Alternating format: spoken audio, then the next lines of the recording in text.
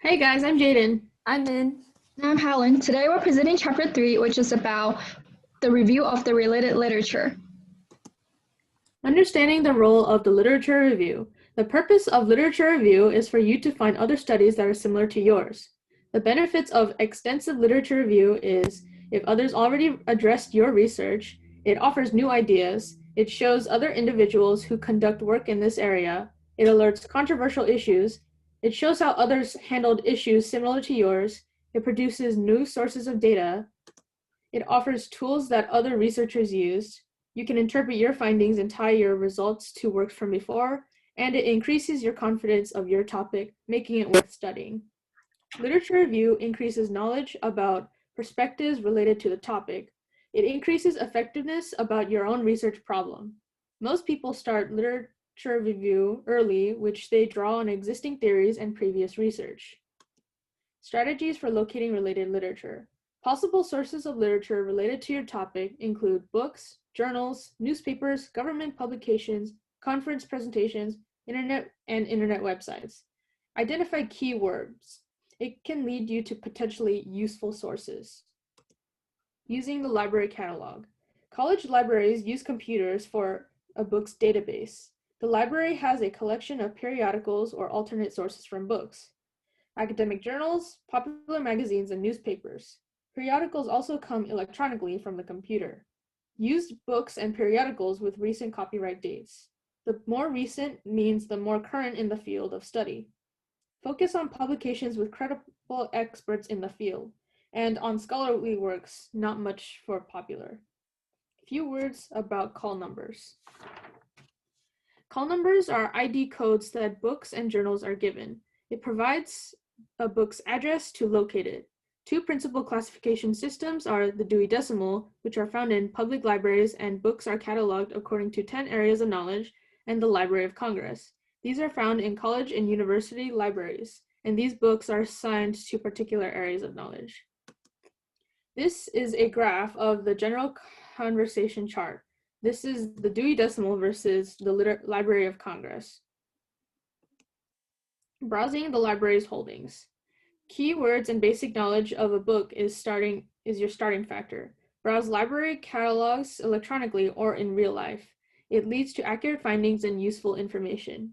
The most useful information comes from the book's original target book and nearby volumes. Using online databases. Databases allow basic and advanced searches. The pull-down menus can tell the computer to include items with the AND option, include items with the OR option, or exclude items with the NOT option. These options allows you to limit searches by specificity. For example, journals, publication dates, population, age group, and language. Strategies for locating related literature. This graph shows a few strategies related to locating literature similar to your studies. It provides a few data spaces to search through. Search after limiting your sources. And next, the computer will give A, one or more references, or B, no results. If your searches are unsuccessful, you should eliminate some limits. Keep track of your sources by saving them. Databases can provide entire documents. There are a few examples of databases that can provide documents such as ProQuest, JSTOR, Google Scholar, PubMed, Web of Science, or WorldCat. You can access library databases through computer terminals. Building off of what Jaden said, we will be investigating further on libraries and the internet. Libraries. They're everywhere. They're in public life, they're in colleges, they're even in our high school. As a result, library is a research tool for you, a source for you to seek advice. Librarians can help you find the needed information, show you reference materials, and even show you how to use online databases. On the next slide, we can see the uses of surfing the internet. Surfing the internet provides free access to online databases, and it's important to note the strategies. 1, use at least 2 keywords to limit your search. 2, use a plus sign before any keyword you definitely want to use in your search. For instance, plus school and plus policies would help you get information on school policies rather than school or policies. And lastly, use quotation marks to find a phrase rather than a single word. For instance, the phrase raining cats and dogs. On the next slide, we want to investigate the importance of different webs. Different webs lead to different types of information and therefore different types of expertise. For instance, Wikipedia is an encyclopedia with diverse ranges of topics and therefore can help us researchers identify key concepts or topic-related issues. However, because things like Wikipedia are not juried, the accuracy is questionable. As a result, do not, I repeat, do not use Wiki as an authoritative source about your topic. On the next slide, we can see the significance of surfing the internet. The internet has a wide range of topics, but it also means we have to read with a critical eye. So be wary. If it's an academic publication, make sure it's peer reviewed. And if it's unpublished research on the internet, be cautious of it. On the next slide, we want to investigate some tips for research. For instance, the internet is always open 24 hours a day, so make use of that. And the digital object identifier, or DOI, is a unique permanent ID number of any document. So if you ever keep note of this DOI, you can find that document anytime, anywhere. If we go to the next slide, we can see the importance of literature review. Literature review is an essential resource for you, and it can show you or guide you to groundbreaking research studies. And it's important to track down any references you see repeated in a source. So if one source pops up in one document that you find, and then you go to another source and all of a sudden you find the same source being referenced, we can see that there's a pattern, and we can see that that source being referenced clearly influences your work. So go look into that. And most importantly, if an author makes a reference to another author, it's important to recognize that it could be a misrepresentation. So always go back to the original source. On the next slide, we want to further ask ourselves, how do we plan and organize an efficient literature search? Well, what we want to do is we want to create a map or a web of our ideas. First, list your main problems and then your subproblems. And under those subproblems, find those important keywords or phrases. Using those keywords or phrases, you can use it to search for online databases in the future, and you'll know what you're looking for. We can see on the next slide an example of mind mapping. At the very top, there's a large rectangle. That is our main problem. And below this large rectangle, there are smaller rectangles. That is our subproblems. And below all this are the ovals, or all the specific things we need to learn more about with respect to each subproblems. Let's go to the next slide about time efficiency in the library. So when we go to the library, three main things. One, always come armed with your tools, your laptops and your notebooks. Two, always stay organized. Create your own organized database. We'll talk more about that later. And three, always take notes. And so it's important to have all this because organization creates efficiency and it'll save a lot of time. This can not only be applied to libraries, it can be applied to the research you're doing online as well. So for instance, if you want to go to the library, you always come to ask yourself, what materials do I want to read? And does my library have them? It's important to keep track of these searches and make use of your computer during this time. Also, create an organized system where you categorize your sources that you find. Is this source useful or is it not? Is it related to this topic or is it related to this subproblem? On the next slide, we will go more into time efficiency. So what if a source is unavailable or we can't find it in the library? We can always check out a book, recall a book, which is basically sending a notice to the person who currently has it to return the book. And we can also request through an interlibrary loan. An interlibrary loan is basically an area where libraries exchange resources with other libraries. Think of it like a network of libraries. And if the library doesn't work out for you, we can always do Google Books, bookstores, or online documents like, as we already know, JSTOR and EBSCO. Now Helen will continue on practical applications.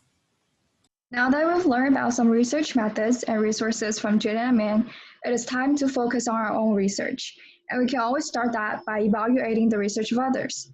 Some possible benefits from reading others' works are that we can have an idea of what to include or exclude from our research and reconcile inconsistent findings and know how to improve the research. And remember that evaluation should always be more in-depth. And following on the next two slides is a list of questions that we should consider when evaluating a research article. And next slide. This next topic, which is really important for any research, is to know when to quit during the research process. We should not just be limited to one or two articles when we're doing the research, and we have to look for repetitive patterns in the materials. So when we begin to see overlaps and familiar concepts within the topic, then it's probably time to move on to the next issue or focus.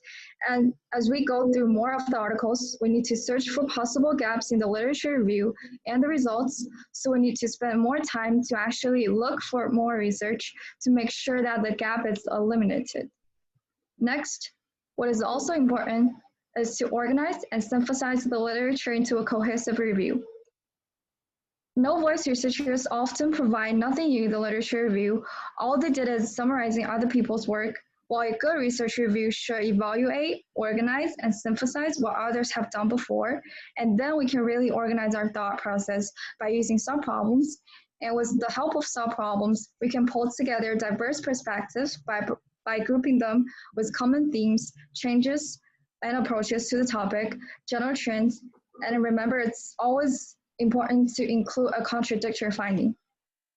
A literature review that consists of all the components that I have mentioned can be considered as a professional literature review.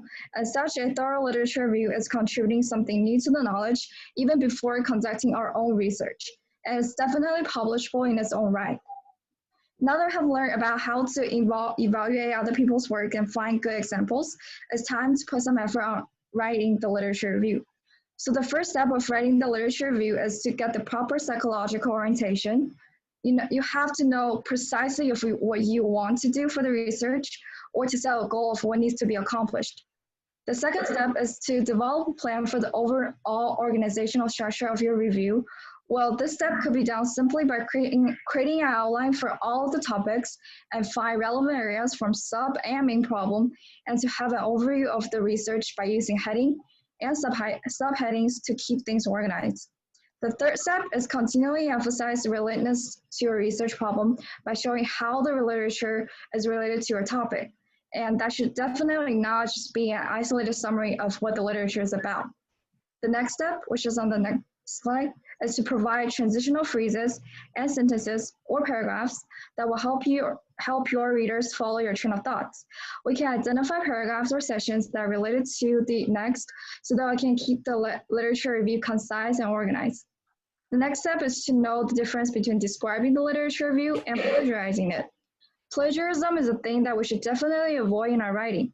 It involves presenting someone else's work as own, insufficiently identifying the source, and reproducing another person's work. The sixth step is to always credit where credit is due. We need to make sure that we cite ideas used and credit people using ideas from. The footnotes and citations in parentheses within paragraphs are some good ways to cite information properly. The seventh step, which is on the next slide, is minimize the reuse of direct quotation from others.